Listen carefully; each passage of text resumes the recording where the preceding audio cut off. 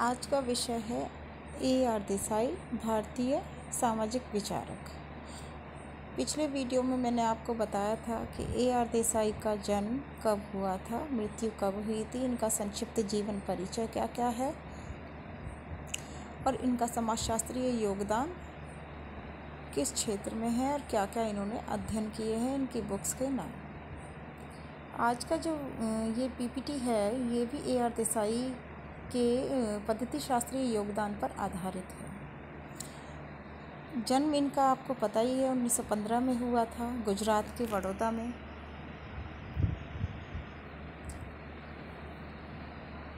इन्होंने भारतीय सामाजिक मूल्यों, परंपराओं, प्रथाओं, तत्कालीन सामाजिक परिस्थितियों सभी का अध्ययन जो है मार्क्सवादी पद्धति के आधार पर किया है। इनके अध्ययन का जो विषय था वो वृहद स्तरीय अध्ययन था।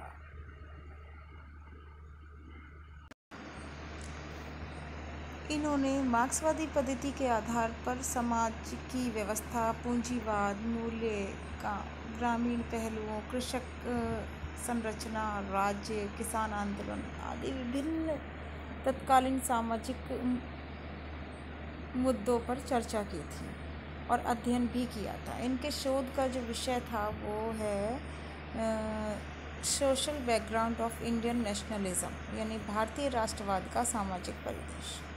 अब राष्ट्रवाद का सामाजिक परिदृश्य, क्योंकि इनका जन्म जो राष्ट्रवाद का सामाजिक परिदृश्य जो है इन्होंने इसलिए प्रस्तुत किया था क्योंकि इनका जन्म जो है 1915 में हुआ था।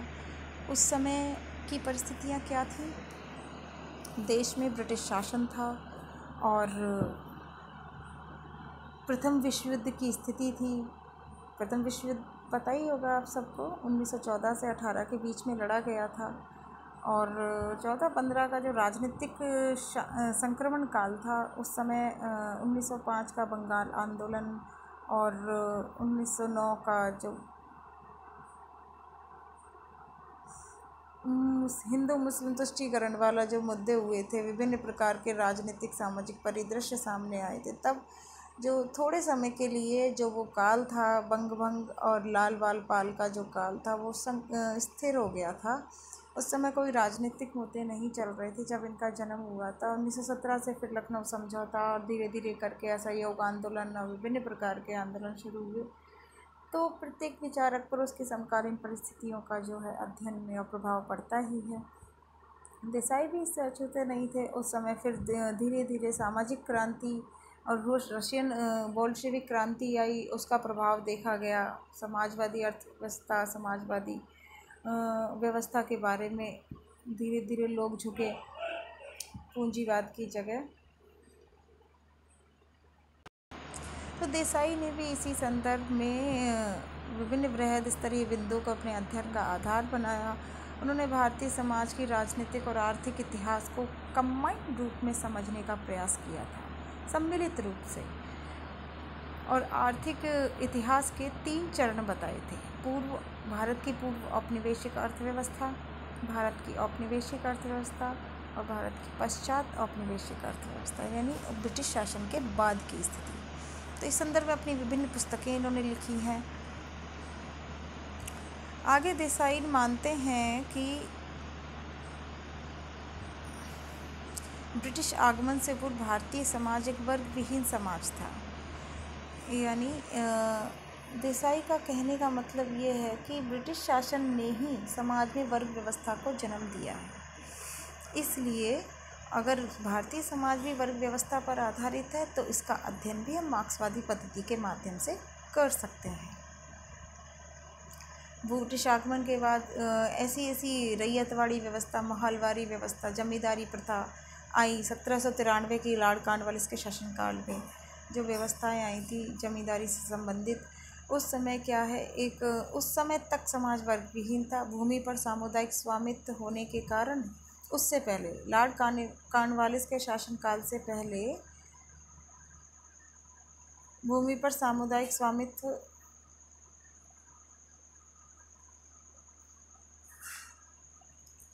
था और निजी संपत्ति की अवधारणा न के बराबर थी। प्रत्येक व्यक्ति अपने उपभोग के लिए उत्पादन करता था और मुद्रा का प्रचलन नहीं था, वस्तु विनिमय प्रथा थी और वस्तु व सेवाओं का लेन देन होता था, जो कि जमींदारी व्यवस्था का मुख्य विशेषता है, परंपरागत जमींदारी व्यवस्था की।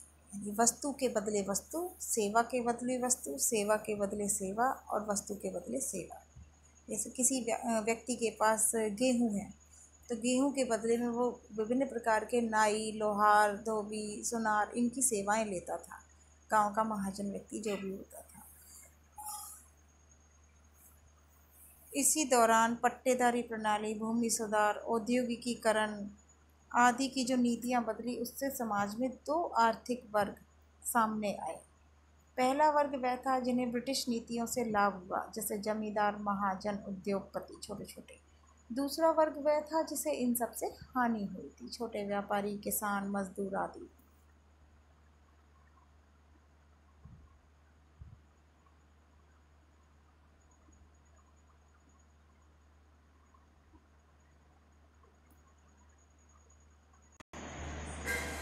जिस प्रकार मार्क्सवाद ने समाज में सदैव दो वर्ग बताए, एक अधीनस्थ वर्ग और दूसरा उस पर शासन करने वाला वर्ग। दोनों ही वर्गों को उसने शोषक और शोषित, अमीर या गरीब का नाम दिया। उसी प्रकार A.R. देसाई भी कहते हैं कि इसी प्रकार की मार्क्सवादी पद्धति के आधार पर भारतीय समाज में भी दो वर्ग थे, एक वंचित वर्ग और एक संचित वर्ग।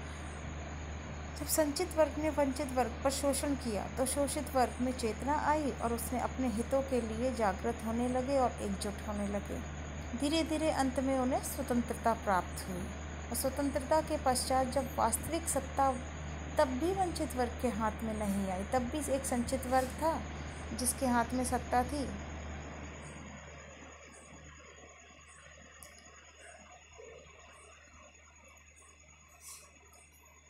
तब भी वंचित वर्ग रह गया और वो आज भी वंचित वर्ग ही है जो वंचित था उस समय।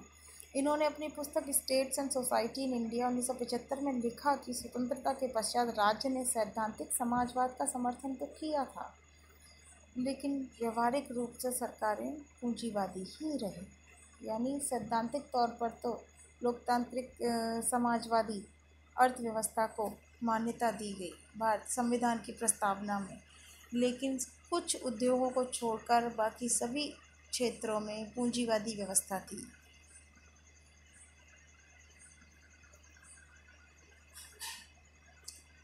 देसाई आगे लिखते हैं कि एक सरकार गरीबी उन्मूलन, गरीबों के हितों के प्रति प्रतिबद्ध नहीं रही तथा पूंजीवाद के प्रति इनका दृष्टिकोण भी नरम था। जब जब शक्तियों में परिवर्तन हुआ, आर्थिक शक्तियों में परिवर्तन आया, तब तक सामाजिक संरचना बदली और भारतीय समाज का अध्ययन भी मार्क्सवादी दृष्टिकोण से हम कर सकते हैं इसी आधार। तो अंत में देसाई ने ये कहा है कि तब उस समय क्या हुआ था, भारतीय समाज जो है, समाजशास्त्र जो है भारत में 1914 में आया था। एक नवीन विषय हम सभी को ज्ञात है। इस नवीन विषय की नींव जो है 1914 में रखी गई थी मुंबई विश्वविद्यालय से अर्थशास्त्र के उप विषय के रूप में। धीरे धीरे इसका विकास शुरू हुआ। तो देसाई, A.R. देसाई के काल से संबंधित ही था ये विषय, एक नवीन विषय था A.R. देसाई के लिए भी। तो इस नवीन विषय के दौरान उस समय जब A.R. देसाई आए थे, जब इन्होंने एक नई मार्क्सवादी पद्धति को लागू करके भारतीय समाज को अध्ययन की एक नई राह दिखाई थी, भारतीय समाज के विद्वानों को अध्ययन की राह दिखाई थी, तो उस समय दो विचारधाराएं प्रचलित थी, संरचनात्मक प्रकारवादी और सांस्कृतिक भारत शास्त्रीय। तो भारत शास्त्रीय विचारधारा के जो मुख्य प्रवर्तक थे वो G.S. गुरिये और समर्थक थे लुईस ड्यूमा।